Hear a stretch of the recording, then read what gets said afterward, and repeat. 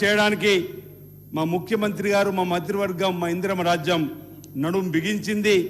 హైదరాబాద్ను విశ్వనగరంగా తీర్చిదిద్దడానికి వారు అడుగులు వేస్తున్నటువంటి సందర్భం.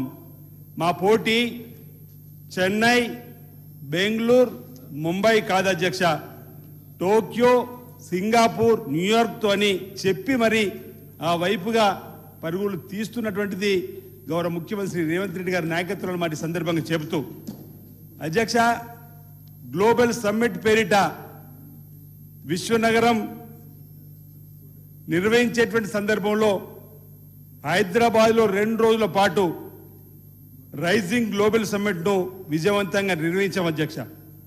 పెట్టుబడిదారులు, పారిశ్రామికవేత్తలు, పారిశ్రామిక రంగంలోని ప్రముఖులందరినీ కూడా ఒకే వేదిక మీద తీసుకొని వచ్చి ప్రపంచం యావత్తు కూడా తెలంగాణ వైపు, హైదరాబాద్ నగరం వైపు చూసే విధంగా ఆకర్షించినటువంటి సందర్భం మీరు అందరూ కూడా చూశారు.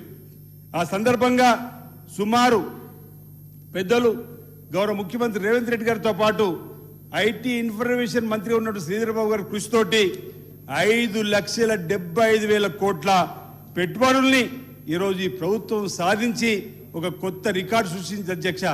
అంతకుముందు దావోస్కు 2 మార్లు వెళ్ళినప్పుడు వచ్చినటువంటిదికి అదనంగా కలిపితే ఇంచుమించు 9 లక్షల కోట్ల పెట్టుబడులకు ఈరోజు ఈ ప్రభుత్వం ఈరోజు ప్రయత్నం చేసినటువంటిది. ఈ ప్రయత్నం ఈరోజు ప్రజలందరూ కూడా గమనిస్తున్న వేళ ఇటీవల బయోఏషియా 2026 అంతర్జాతీయ సదస్సు నిర్వహించి మరో 1,700 కోట్లను కూడా తీసుకుని వచ్చిన అధ్యక్ష. ఈ ప్రభుత్వం ఓ దీర్ఘకాలిక ప్రణాళికతో ముందుకు వెళ్తుంది. ఒక నిర్దిష్టమైన లక్ష్యాన్ని రూపొందించుకున్న దిశగా అడుగులు వేస్తున్నటువంటి సందర్భంగా మీ ద్వారా సభకు చెప్పేటువంటి ప్రయత్నం, ప్రజలకు చెప్పే ప్రయత్నం చేస్తూ, మా ముఖ్యమంత్రి గారు ధైర్యశాలి, సాధించగలుగుతామన్నటువంటి ఒక ఆత్మవిశ్వాసం ఉంటేనే లక్ష్యాన్ని నిర్దేశించుకొని ఓ దీర్ఘకాలిక లక్ష్యాన్ని ముందుకు తీసుకొని పోతూ ఆ విధంగా 2047లో భాగంగా తెలంగాణను $3 ట్రిలియన్ ఆర్థిక వ్యవస్థగా మార్చడానికి మా ప్రభుత్వం నడుమిగించి ముందుకు పోతున్న సందర్భం కూడా గుర్తు చేస్తూ 2034 నాటికి $1 ట్రిలియన్ ఆర్థిక వ్యవస్థగా లక్ష్యం పెట్టుకొని ముందుకు పోతున్న సందర్భంలో 2047 నాటికి $3 ట్రిలియన్ ఆర్థిక వ్యవస్థగా తీర్చిదిద్దాలని సంకల్పంతోటి ఈ ప్రభుత్వం ముందుకు పోతుందన్న మాట ఈ సందర్భంగా నేను తెలియజేసేటువంటి కార్యక్రమం. మరోవైపు హైదరాబాద్ను విశ్వ నగరంగా చేయడానికి మా ప్రభుత్వం నడుమిగించింది అధ్యక్ష. నగరంలోని ఆక్రమణలకు గురైనటువంటి ట్యాంకులను, చెరువులను పునరుద్ధరించడానికి మా ప్రజా ప్రభుత్వం ఇందిరమ రాజ్యం నడుం బిగించింది. ఇందుకోసం హైడ్రాను ఏర్పాటు చేసి ముందుకు పోయినప్పుడు అనేక విమర్శలు, అనేక మంది ఆటంకాలు సృష్టించే ప్రయత్నం చేసినప్పుడు కూడా ఈ ప్రభుత్వం చిత్తశుద్ధిని ముందుకు పోయి సుమారు 60,000 కోట్ల విలువైనటువంటి 1,045 ఎకరాల భూములను అక్రమంగా కబ్జా గురైనటువంటివి, అక్రమణ చేతున్న వారి నుంచి తీసుకొని ప్రజా ధనాన్ని, ప్రజలకు సంబంధించినటువంటి ఆస్తుల్ని కాపాడినటువంటి సందర్భం కూడా గుర్తు చేస్తూ, ఈ సందర్భంగా బతుకమ్మ కుంట, నల్ల చెరువు పూర్వ వైభవం తీసుకున్న నిర్ణయాల్ని ఈరోజు స్వాగతిస్తున్నటువంటి సందర్భం. ఆనాడు హైడ్రా పట్ల ప్రతిపక్షాలు దుష్ప్రచారం చేసినటువంటి ప్రయత్నం కూడా, ప్రజలను జడిచగొట్టే ప్రయత్నం చేసినటువంటి కూడా హైదరాబాద్ ప్రజలు ఆ రోజు చూశారు. ఈ రోజు సంతోషంగా ఈ ప్రభుత్వానికి జైజేలు కొడుతున్నారు. ముఖ్యమంత్రి గారికి హైడ్రా కూడా ఈరోజు ప్రజలందరూ కూడా తీసుకున్న నిర్ణయాన్ని స్వాగతిస్తున్న తీరును కూడా ఇటీవల మనం అంతా కూడా చూడడం జరిగింది అధ్యక్ష అన్నమాట సందర్భంగా తెలియజేస్తూ, హైడ్రా పట్ల ఓవైపు మూసీ నదికి సంబంధించిన అవసరంలో కూడా కాలుష్య కాసారంలో తయారైనటువంటి మూసీ పునర్జీవనం కోసం 55 కిలోమీటర్ల మూసీ రివర్ ఫ్రంట్ సంబంధించి ట్రాన్స్ఫర్మేషన్ ప్రాజెక్టును మా ప్రజా ప్రభుత్వం చేపట్టింది.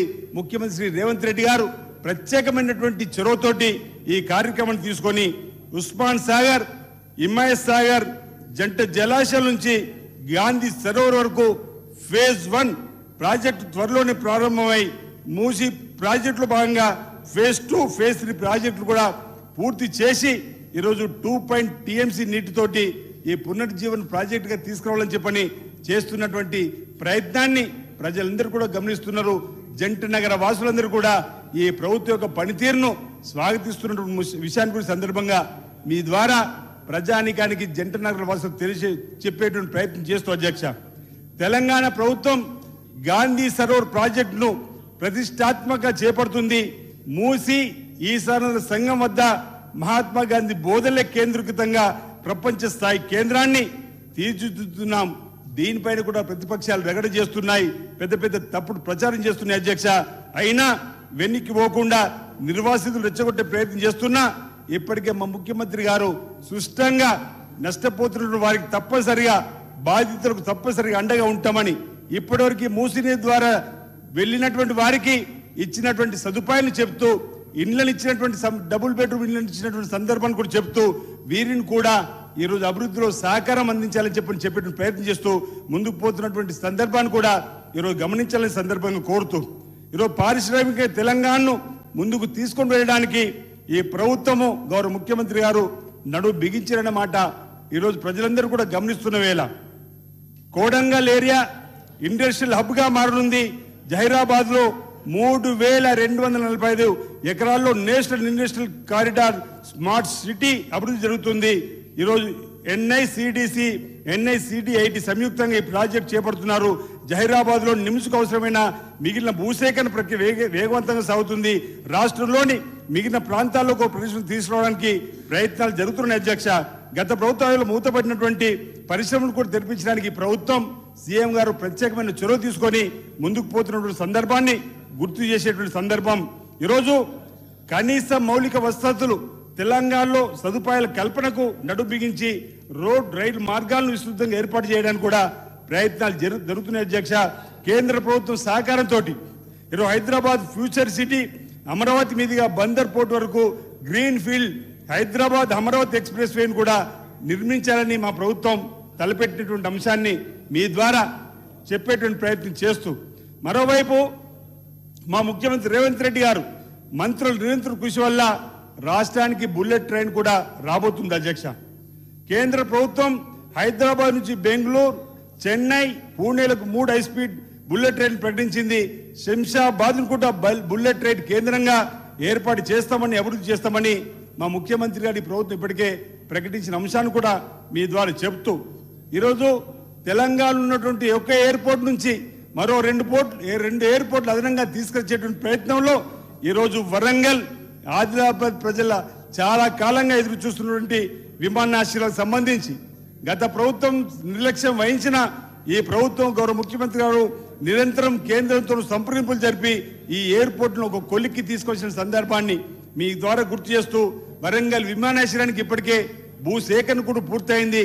త్వరలోనే పనులు ప్రారంభం చేయడానికి ఆదిలాబాద్ లో కూడా తీసుకురావడం కోసం చేసే ప్రయత్నాలు జరుగుతున్న మాట సందర్భంగా చెబుతూ మా ప్రభుత్వం ఐటీ ఎగుమతుల్లో దూసుకుపోతుంది. హైదరాబాద్ లో మంచి వాతావరణం తయారు చేయడం, శాంతి భద్రతలను కాపాడడం, ఐటీ పరిశ్రమలకు కావాల్సినటువంటి ప్రోత్సాహకాలను ఇవ్వడం, తెలంగాణలో ఐటీ ఎగుమతులు కూడా పెంపొందించడానికి 3 కోట్ల 13 లక్షలకు ఐటీ ఎగుమతులు చేరుకునే అధ్యక్ష. ఈరోజు ఇక్కడ ఉద్యోగాలు చేస్తున్న సంఖ్య 9,39,039 మంది ఉద్యోగులు పనిచేస్తున్నటువంటి తీరు.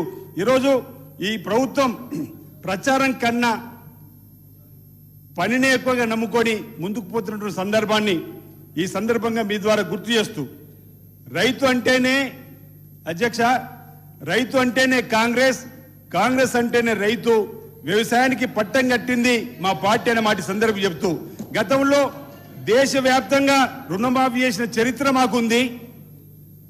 మా ప్రభుత్వం వచ్చిన తర్వాత కూడా 2 లక్షల లోపు రుణమాఫీ ఏకకాలంలో చేసి చరిత్ర సృష్టించిన సందర్భం.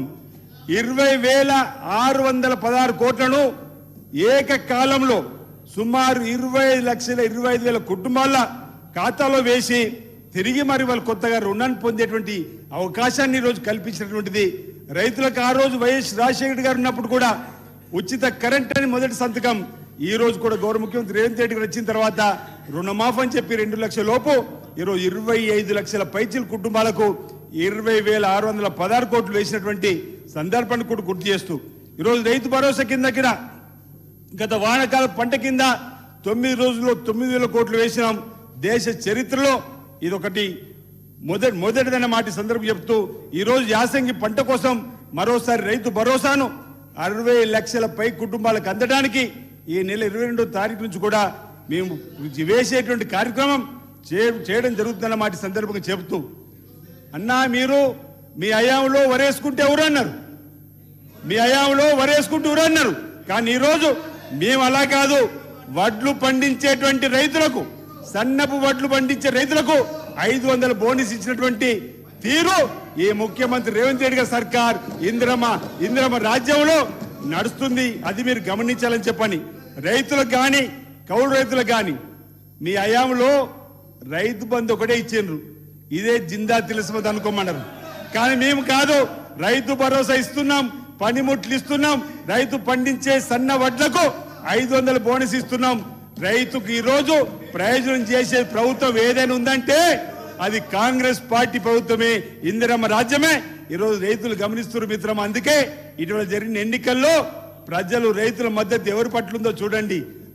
ప్రజల మద్దతు ఈరోజు కాంగ్రెస్ పార్టీకి ఉండడం వల్ల, మా ముఖ్యమంత్రి రేవంత్ రెడ్డి గారికి ఆశీర్వాదం ఇవ్వడం వల్లనే లోకసభ ఎన్నికల్లో అటు 0, ఆ తర్వాత జరిగిన ఈరోజు కంటోన్మెంట్ ఎన్నిక కానీ, జుబ్లీస్ ఎన్నిక కానీ, మున్సిపల్ ఎన్నికల్లో కానీ ప్రజలు ఇచ్చిన తీర్పు చూసి, ప్రజలకు మేము చేస్తున్న కార్యక్రమం చూసి మీరు కూడా ఆశీర్వాదం ఇవ్వాలి తప్ప, సహకరించాలి తప్ప, ఈ విధంగా మీరు అబద్ధాలు ఆడి ప్రజలను తప్పుదో పట్టించాలనుకుంటే మాత్రం ప్రజలు మిమ్మల్ని విశ్వసించారు, మిమ్మల్ని నమ్మరన్న మాట సందర్భంగా చెప్తూ, కాళేశ్వరం కూలిపోయింది.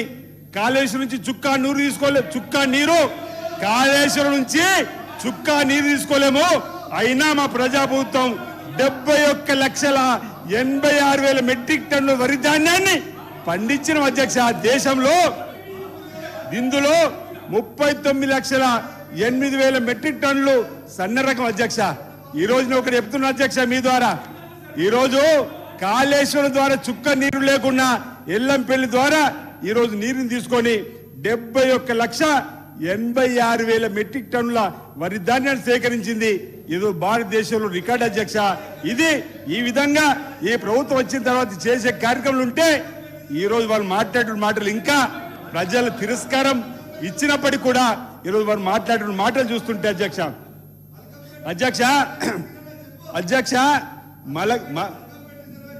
మలక్పేట రిజర్వాయర్ భూమి పూజ చేసింది మా శ్రీధర్ బాబు గారు, వైఎస్ రాజశేఖర గారి హయాంలో. ఆ రోజు జలయజ్ఞంలో భాగంగా ఆ తర్వాత మీకు పనులు ప్రారంభమైనాయి. కలిగోట సూరమ్మ ప్రాజెక్టు వరకు కూడా 1737 కోట్లు మంజూరు ఇచ్చింది ఆనాటి వైఎస్ రాజశేఖర గారి కాంగ్రెస్ ప్రభుత్వం. మీ హయాంలో కాంట్రాక్టులకు బిల్లులు ఎగ్గొట్టిపోయినరు.